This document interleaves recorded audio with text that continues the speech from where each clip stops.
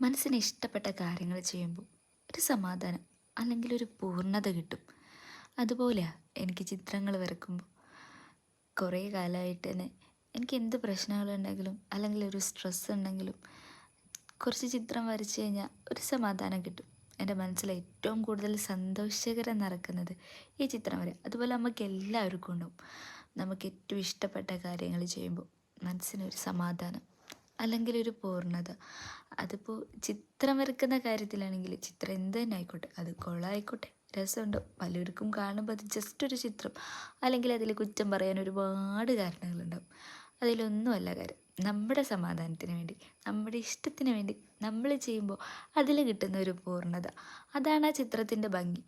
ബാക്കിയുള്ളവരുടെ സൈഡിൽ നിന്ന് നോക്കുമ്പോൾ അത് ജസ്റ്റ് ഒരു ചിത്രം അല്ലെങ്കിൽ അതിൽ എന്തെങ്കിലും ഒരു കുഴപ്പം കാണാൻ എന്തായാലും ഉണ്ടാകും. പക്ഷെ അതുപോലെ അല്ലല്ലോ, നമ്മൾ മനസ്സറിഞ്ഞ് സന്തോഷത്തോടെ ചെയ്യുന്ന എന്തൊരു കാര്യം പൂർണ്ണത വെക്കാൻ നമുക്ക് കഴിയുന്നുണ്ടെങ്കിൽ അതിൽ നമുക്ക് സ്വന്തമായിട്ട് കിട്ടുന്നൊരു സന്തോഷം, അതൊന്ന് വേറെ തന്നെ അല്ലേ.